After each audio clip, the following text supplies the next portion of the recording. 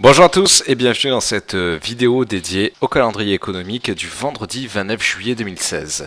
On attaque bien sûr avec le rappel égal habituel. XTB France informe les participants que la présentation à venir et les informations qui vont être dispensées ne constituent pas en aucune manière une sollicitation ou une incitation à acheter ou vendre des produits financiers.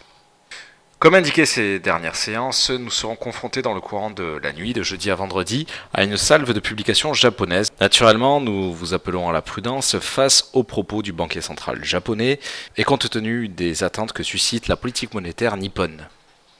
Concrètement, nous vous invitons à respecter le contenu de l'analyse matinale de ce jeudi, en cherchant à clôturer l'intégralité des opérations ouvertes sur indice occidental avant la fermeture de Wall Street, et ce, de sorte à esquiver un possible gap d'ouverture demain matin. Nous ne cherchons pas à anticiper la tendance d'un tel gap, nous souhaitons simplement l'éviter.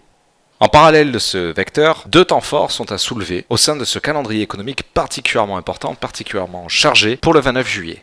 Nous découvrirons en effet à 11h du matin l'anticipation du PIB pour le deuxième trimestre 2016 pour la zone euro. Globalement, le marché table sur une croissance de 0,3% en rythme trimestriel. Mais surtout, tout au long de l'après-midi, et particulièrement pour notre séance de live trading, nos attentes reposeront sur cette salve de publications américaines, qui commencera à 14h30, avec une anticipation de PIB en rythme annualisé, du deuxième trimestre 2015 au deuxième trimestre 2016. Le marché table sur une véritable accélération à plus 2,6%. En cas de résultat supérieur ou égal, les opérateurs boursiers pourraient effectivement chercher à renforcer les propos diffusés hier soir via le communiqué de presse du FOMC quant à un possible relèvement des taux fin 2016. À 15h45, durant la première partie du live trading de demain, nous découvrirons le PMI pour la région de Chicago. Ce sera clairement le dernier temps fort de cette semaine. Une petite baisse est attendue, mais nous pensons que cet impact sera relativement modéré, puisqu'en grande partie éclipsé par les précédentes diffusions et notamment par le PIB américain. Enfin, comme d'habitude, nous découvrirons l'indice de confiance du consommateur américain diffusé par l'Université du Michigan à 16h, en plein milieu du live trading.